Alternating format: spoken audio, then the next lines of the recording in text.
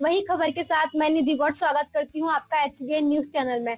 आज हम आए हैं अलीगढ़ के चाडा के कंप्यूटर क्लासेस में उनके डायरेक्टर जी ऋषभ वर्मा जी से बात करने। आइए चलते हैं उनसे बात करने।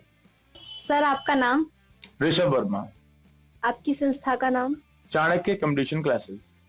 आप वहाँ पर किस पद पर कार्यरत हैं? यहाँ मैडम हम लोग मैनेजमेंट संभालते हैं और जो स्टूडेंट्स यहाँ पर आते हैं उनकी सभी चीजों को पूर्ति करना, उनकी मांगों को पूरा करना, ये सारे काम हमारे यहाँ पर होते हैं। मैनेजमेंट के साथ साथ मैं यहाँ पर रीजनिंग भी पढ़ाता हूँ। सर, आपकी संस्था को कितना टाइम हो गया खुले हुए? यहाँ देखिए हम लोग लगभग 4 साल से काम कर रहे हैं और इससे पहले भी मैंने पढ़ाया है बाकी कोचिंग्स में, लेकिन यहाँ जो हमने इसको स्टार्ट किया है लगभग 4 साल से किया है। तो सर, आपने अभी बताया कि आप रीजनिंग पढ़ाते हैं। रीजनिंग को पढ़ाने का आपका कोई खास मकसद या फिर आपकी कोई खास रुचि उस सब्जेक्ट में? जी देखिए, हमारी कोचिंग के जो फाउंडर हैं देवेश सर, उन्होंने मुझे प्रेरणा दी कि रीजनिंग कैसे पढ़ानी है और कैसे हम आगे बढ़ सकते हैं। तो जो भी हमारे प्रेरणा स्रोत रहे या जो भी हमें जानकारी मिली या जो भी आज भी हमको गाइडेंस मिलती है, तो हमारे कोचिंग के जो फाउंडर हैं जिन्होंने इस संस्था को खुलवाने में हमें बहुत सपोर्ट किया है, वो है देवेश वर्मा सर। उन्हीं से हमको इस कोचिंग को आगे चलाने की और इस संस्था को बढ़ाने की प्रेरणा मिलती है। सर, आपको जो टीचिंग लाइन में आने की प्रेरणा कहाँ से मिली? देखिए, टीचिंग लाइन में आने की जो प्रेरणा हमें मिली वो हमारे कोचिंग के फाउंडर हैं देवेश सर।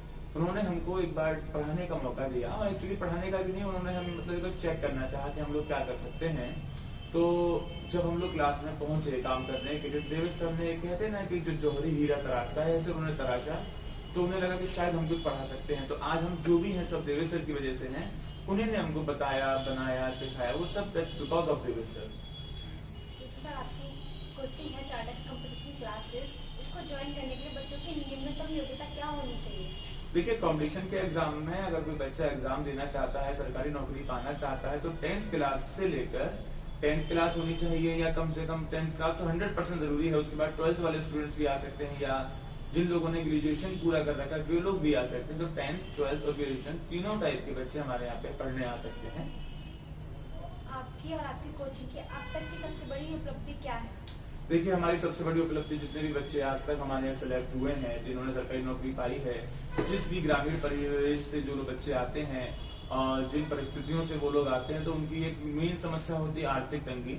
तो यहाँ पे जो बच्चे हमारे यहाँ पे आके नौकरी ले जाते हैं, उनकी अपनी आर्थिक स्थिति सुधर जाती है, परिवार का पालन पोषण वो लोग खुद से कर सकते हैं, जिम्मेदार हो जाते हैं। तो बस बच्चों की सफलता में ही हमारी सफलता होती है। बच्चे सेलेक्ट हो जाते हैं, बच्चे पास हो जाते हैं। जितनी खुशी शायद उन बच्चों के घर वालों को नहीं होती होगी, उससे ज्यादा हमें होती है। यही हमारे लिए मतलब सबसे बड़ी उपलब्धि होती है इस कोचिंग में। तो लगभग अभी तक 4 सालों में आपकी कोचिंग से कितने सिलेक्शन हो चुके हो? देखिए, हमारे यहाँ का वैसे एग्जैक्ट फिगर तो नहीं पता, लेकिन हाँ जो हम अनुमान लगाते हैं तो 1000 प्लस बच्चा हम लोगों ने सिलेक्ट करवाया है। ये हमारा अनुमान है, लगभग 1000 प्लस बच्चा। लगभग हर साल अच्छा रेशियो आता है। हाँ, बस गवर्नमेंट अगर टाइम पे एग्जाम करवाती रहे, टाइम पे नोटिफिकेशन आते रहे, टाइम पे रिजल्ट आता रहे, तो शायद ये रिजल्ट हमारा और ज्यादा होता। आज बच्चों को हम बहुत ज्यादा नौकरी दिलवा सकते थे। बस गवर्नमेंट का थोड़ा सा ये हो जाता है कि टाइम पे अगर वैकेंसी आने के बाद एग्जाम टाइम पर हो जाए, तो जो बच्चे की पढ़ाई चल रही होती है वो उसकी पढ़ाई ब्रेक नहीं होगी और लगातार मेहनत करता रहेगा बच्चा और अच्छा हो जाएगा। अभी वैसे हमारा जो आपका सवाल है उसका उत्तर यही होगा, 1000 प्लस हम लोग सिलेक्शन दे चुके हैं। सर, दर्शक आपसे उन चुनौतियों और कठिनाइयों के बारे में जानना चाहेंगे जो आपको इस संस्था को खड़े करने के दौरान आई। जी देखिए, इस संस्था को खड़े करने के दौरान बहुत सारी समस्या आती हैं। क्योंकि हम लोग शिक्षक हैं, तो हम कोई बहुत ज्यादा बड़े परिवेश से नहीं है और हमारे कोई राजा महाराजा वाला खानदान नहीं है। हम लोग भी एक नॉर्मल इंसान होते हैं, उसी तरीके से हम यहाँ पे काम कर रहे हैं। रेंट की प्रॉपर्टी पे लेके हमें काम करना पड़ता है। रेंट हर महीना दीजिए। बच्चे के पास चूंकि फीस नहीं होती, तो काफी बच्चों को हमें फ्री भी पढ़ाना पड़ता है। तो फ्री पढ़ाने के अलावा खर्चे हमारे कोचिंग के लगातार रहते हैं। फीस मांगी जाती है बच्चों से, लेकिन फीस का उद्देश्य ये नहीं कि हम कोई व्यापार कर रहे हैं, हमें शिक्षा देनी है। हम शिक्षक हैं, सबसे पहला उद्देश्य शिक्षा देना होता है। तो कहीं हद तक टीचिंग में जो हम प्राइवेट टीचर्स हैं, जो प्राइवेट कोचिंग्स हैं, इन लोगों की सबसे बड़ी समस्या होती है कि हमारे पास इतना बजट नहीं होता बच्चों को पढ़ाने के लिए, इतना ज्यादा रेंट देने के लिए पैसा नहीं होता, ये समस्या है। और इसके अलावा जो समस्या आती है कि बच्चों का एग्जाम अगर मतलब टाइम पे नहीं हो पाता है, तो काफी सारी समस्या आती है। बच्चा मेहनत करता है 3 महीना, 4 महीना, 6 महीना, और उसका अगर टाइम पे एग्जाम नहीं होता तो उसकी तैयारी में कहीं हद तक उसे प्रॉब्लम आती है। तो सबसे बड़ी समस्या यहाँ पे बजट को लेकर आती है कि जो प्राइवेट टीचर्स हैं, प्राइवेट कोचिंग्स हैं, उनके संग समस्या है फीस की। स्टूडेंट के पास फीस नहीं है, लेकिन हमें खर्चे करने पड़ते हैं। ये एक बड़ी समस्या है हमारे लिए। तो सर जैसे कि आपने बताया आपकी कोचिंग की काफ़ी लंबे ड्रीम्स हैं, काफ़ी लंबा टारगेट है, उसके हिसाब से आपने क्या क्या सोच रखा है, क्या क्या योजनाएं बनाई हैं अपनी कोचिंग के लिए?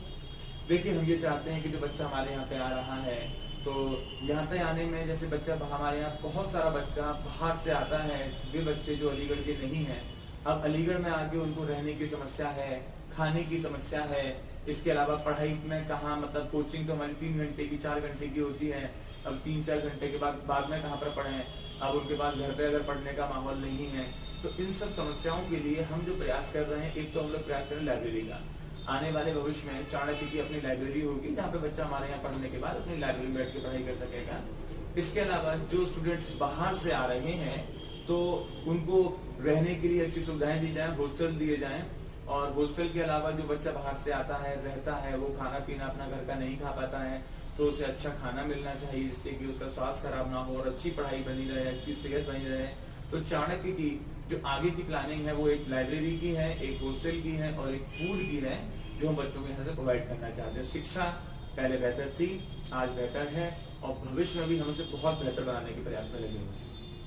चाणक्य कंप्यूटर क्लासेस में कहाँ से बच्चे आते हैं? मैडम, यहाँ बच्चे देखिए अलीगढ़ के लगभग 40-50 किलोमीटर के दायरे से आते हैं। अलीगढ़ हो गया, इगलास हो गया, गोंडा हो गया, अतरौली हो गया, हरदोलागंज हो गया, आसना हो गया, और अतरौली से आगे भी कुछ एरिया है, नरोरा, डिवाई।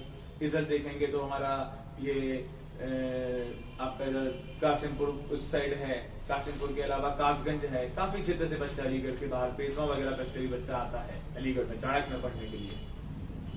तो सर अगर आपके हिसाब से हमको पूछा जाए कि भारतीय शिक्षा प्रणाली में कौन कौन से बदलाव होने चाहिए, तो वो कौन से बदलाव होंगे? देखिए, भारतीय शिक्षा प्रणाली में क्या बदलाव होने चाहिए, ये तो बुद्धिजीवी लोग जो हमसे बहुत ज्यादा बड़े हैं वही बता पाएंगे क्या बदलाव अच्छे हैं और बच्चों के भविष्य को बनाने के लिए। मैं कुछ बदलाव तो नहीं कहना चाहूंगा, बस मैं इतना कहना चाहूंगा, जिस काम को हम कर रहे हैं इस काम में बस इतना सा बदलाव अगर हो जाए कि गवर्नमेंट वैकेंसी टाइम पर निकाले और एग्जाम टाइम पर करा दे, तो शायद बच्चों के सिलेक्शन का रेशो बढ़ जाएगा। बाकी जो बुद्धिजीवी लोग हैं वो इसका जवाब बेहतर दे पाएंगे। क्या वो ऐसा करें कि भारतीय शिक्षा प्रणाली अच्छी हो? मैं तो बुद्धिजीवी नहीं हूँ, मैं मानता भी नहीं हूँ अपने आप को, तो हमसे ज्यादा बुद्धिजीवी लोग हैं, वो जवाब देंगे। हाँ, अपनी कोचिंग की फील्ड से मैं सिर्फ इतना कहना चाहूंगा, अगर वैकेंसी टाइम पे हो, एग्जाम टाइम पे हो, रिजल्ट टाइम पे हो, तो शिक्षा प्रणाली हमारे इस गवर्नमेंट एग्जाम की बहुत अच्छी हो जाएगी। सर आपकी क्वालिफिकेशंस क्या क्या है? मैडम देखिए, हमने जो किया 12th किया, 12th करने के बाद फिर हमने बीएससी किया और अभी वर्तमान में एमएससी भी चल रहा है, और एमएससी करने के बाद फिर मैं साथ में बीएड भी कर रहा हूँ, और भविष्य में मेरी पीएचडी करने की भी प्लानिंग है। तो बच्चों को पढ़ाने के साथ साथ अपनी पढ़ाई भी जरूरी होती है। अगर अच्छा शिक्षक बनना है तो अच्छी शिक्षा लेना भी जरूरी है। अच्छी शिक्षा ग्रहण करेंगे तो अच्छी शिक्षा दे पाएंगे। तो सर जैसा आपने बताया अभी आपकी पढ़ाई कंटिन्यू है, आगे आपने किस लाइन सोचा है कि ऐसे ही पढ़ाना है या फिर गवर्नमेंट लाइन में गवर्नमेंट टीचर बनना है? देखिए, हम लोग तो जैसे बच्चों को अगर प्रेरणा देते हैं कि आप गवर्नमेंट लाइन के एग्जाम में दीजिए, तो हम भी वही एग्जाम देने की तैयारी कर रहे हैं। अभी तक मैं उस मुकाम को हासिल नहीं कर पाया हूँ, अभी तक मैं उस टारगेट पे नहीं जा पाया हूँ, इसलिए मैं पढ़ा रहा हूँ। और अपने पढ़ाने की वजह यही है कि जो मैं टारगेट लेना चाहता हूँ उस टारगेट में यही सारी चीजें आती हैं जो आज हम बच्चों को पढ़ा रहे हैं। तो जितना मैं पढ़ता हूँ उतना ही बच्चों को देता हूँ, जिससे कि उन बच्चों का भला हो जाता है, उन बच्चों को सिलेक्शन मिल जाता है। हाँ, जिस एग्जाम की मैं तैयारी कर रहा हूँ, जिस दिन मेरा वो एग्जाम निकल जाएगा तो शायद मेरा पढ़ाना बंद हो जाएगा, लेकिन जब तक सच्चे मन से जो बच्चों की सेवा कर सकता हूँ मैं कर रहा हूँ। आपकी संस्था में कौन कौन से कोर्सेज पढ़ाए जाते हैं? मैडम देखिए, हमारे यहाँ पर banking, SSC, railway, police, UP TET, C TET, super TET, air force और लगभग वनडे कंपटीशन के वो सारे एग्जाम सिविल सर्विस को छोड़ के हम लोग यहाँ पर कराते हैं। सर आपकी संस्था में जो नाम दिया है आपने चाणक्य कंप्यूटर अकेडमी, ऐसी क्या खास बात है जो अलीगढ़ की अदर कोचिंग्स में नहीं है, अलीगढ़ के अदर कोचिंग्स को खास बनाती है? देखिए, पहले तो मैं बताऊंगा हमारी कोचिंग का नाम चाणक्य कंप्यूटर क्लासेस है। इसकी खास बात सिर्फ इतनी है कि यहाँ पे हम या हमारे अलावा जुड़े हुए सभी शिक्षक एक पूरे अपने मनोभाव से अच्छी जो है मानसिकता को लेके बच्चों को पढ़ाते हैं। हमारा ये काम करना कोई व्यापार नहीं है, हमारा उद्देश्य शिक्षा देना है। शिक्षा में जो हम देते हैं इसके अलावा बच्चों को हमारे यहाँ से टाइम पर नोट्स दिए जाते हैं। बच्चों को एक्चुअली किताबें जब बच्चे पढ़ते हैं तो किताबों में बच्चों को ये नहीं पता कि क्या पढ़ना है और क्या छोड़ना है। यहाँ पे हम लोग बच्चों के लिए मेहनत करते हैं, नोट्स बनाते हैं। वो जब नोट्स स्टूडेंट्स के पास पहुंचते हैं तो उसको उतना मैटर पढ़ने को मिलता है जो उसके लिए वाकई इंपॉर्टेंट है। अब यूं तो कोई बच्चा किताबों से अगर पढ़ता है तो किताबों में तो बहुत कुछ लिखा हुआ है, और किताबें ही एक्चुअली हमने भी किताबें ही पढ़ी हैं, पर एक यहाँ पर बच्चा जो आता है वो किसी एक सब्जेक्ट को पढ़ने नहीं आता, उसके पास 4-5 सब्जेक्ट पढ़ने को होते हैं। अब प्रत्येक सब्जेक्ट में बहुत सारी बातें लिखी हैं, कहाँ से पढ़े क्या करें, तो हम बच्चों को देखिए नोट्स देते हैं। वो नोट्स बच्चे के लिए उतने ही होने वाले हैं जो उसके काम के हैं, फालतू चीजें उसको वहां से नहीं मिलती, पहली बात। फिर दूसरी बात, अगर किसी बच्चे को क्लास में कोई समस्या है तो क्लास के बाहर आके वो अपने डाउट पूछ सकता है। तीसरी चीज ये होती है कि हम लोग टाइम टू टाइम एसटी करवाते हैं, मतलब सरप्राइज टेस्ट कह सकते हैं आप उसको, या फिर और टेस्ट सीरीज जो हमारी चलती है, जिससे बच्चा अपने आप के लेवल को और अच्छा बढ़ा सकता है। और पीडी से प्रोवाइड करते हैं, पर्सनल डाउट क्लास भी देते हैं। और आज के आधुनिक दौर में बच्चे को हम लोग अपने यहाँ से ऑनलाइन शिक्षा भी प्रदान कर रहे हैं। हमारे अपना चाणक्य ऑनलाइन स्टडी के नाम से यूट्यूब चैनल भी है जहाँ पे हम लोग वीडियोस देते हैं। इसके अलावा चाणक्य ऑनलाइन स्टडी का हमारा एप्लीकेशन भी है, वहाँ से हम ऑनलाइन शिक्षा भी दे रहे हैं। तो हमारे में अगर कोई खास बात है तो वो स्टूडेंट अपने आप, आज हमारे पास काफी संख्या में विद्यार्थी है, तो वो विद्यार्थी होने की एक खास बात यही कि आज हमारे पास कोई विशिष्टता ऐसी होगी, इतना बच्चा जुड़ा हुआ है। तो बस यही है कि हम बेहतर प्रयास कर रहे हैं। बाकी देखिए बच्चों का साथ बना रहे तो हम और आगे बढ़ जाएंगे। तो सर आपकी संस्था में विद्यार्थियों की क्या स्ट्रेंथ हो गई, कितनी संख्या में आपके यहाँ विद्यार्थी आते हैं? देखिए मैडम, ऐसे तो कभी हमने गिना नहीं किसी बैच में, लेकिन हाँ बस इतना है कि काम चल जाता है। सर कुछ खास संदेश आप हमारे दर्शकों से कहना चाहेंगे? जी देखिए, मैं उन सभी लोगों से कहना चाहूंगा कि अगर आप लोगों ने जो सरकारी नौकरी का सपना अपने बच्चों के लिए देख रखा है तो आप उस सपने को देखें, क्योंकि सपने देखने से ही पूरे होते हैं। और दूसरी चीज, आप किस एग्जाम की तैयारी बच्चे को कराना चाहते हैं, किस जो है सरकारी विभाग में बच्चे को भेजना चाहते हैं, तो उसके लिए पहले आप अपना मतलब देखें। भाई कभी कभी हमने ये देखा है कि स्टूडेंट को यही नहीं पता होता मुझे किस एग्जाम की तैयारी करनी चाहिए या मैं किस किस की तैयारी कर सकता हूँ, वो बस कोचिंग ज्वाइन कर लेता है, निरुद्देश कोचिंग ज्वाइन कर लेता है, उसका उद्देश्य तो है नहीं।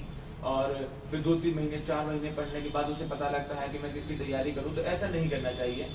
आपको अगर सरकारी कर्मचारी बनने की तैयारी करनी है तो पहले आप पता करें कि आपको क्या पढ़ना है, कितना पढ़ने की आवश्यकता है। अभी हमारे यहाँ पे कोई बच्चा आता भी है तो हम डायरेक्ट उससे एडमिशन की नहीं कहते, पहले उसकी ज़रूरतों को देखते हैं, उसकी ज़रूरतों के आधार पर उसको कितनी जो है पढ़ाई करवानी चाहिए, क्या क्या किताबें देनी चाहिए, कौन कौन से फॉर्म भरने चाहिए, क्या उसकी योग्यताएं हैं, वो सारी चीज़ें देखने के बाद ही आप कोई भी, वैसे भी बोला है महान लोगों ने कि भाई कोई काम करने के लिए पहले उसके बारे में मतलब विचार विमर्श करिए, मंथन कीजिए, 4 लोगों से पूछिए। तो वही मैं कहना चाहूंगा, अगर आपका उद्देश्य सरकारी नौकरी करने का है तो भैया पहले आप अपना जो है उस सब के बारे में पता कर लीजिए। पता करने के बाद ही आप आगे बढ़े। सिर्फ कोचिंग करने से नौकरी नहीं लगती, अपने सही उद्देश्य को सही समय पर सही तरीके से करना ही सरकारी नौकरी पाना या किसी भी अन्य क्षेत्र में हासिल करने की एक सीढ़ी है, जो कि आप उसको करें। तो ये थी खास मुलाकात हमारी चाणक्य कंपटीशन क्लासेस के डायरेक्टर जी ऋषभ वर्मा जी के साथ। आगे की जानकारी या न्यूज जानने के लिए बने रहिए HBN न्यूज के साथ। वीडियोस देखने के लिए सब्सक्राइब करें HBN न्यूज, बेल आइकन दबाकर लेटेस्ट नोटिफिकेशन पाएं।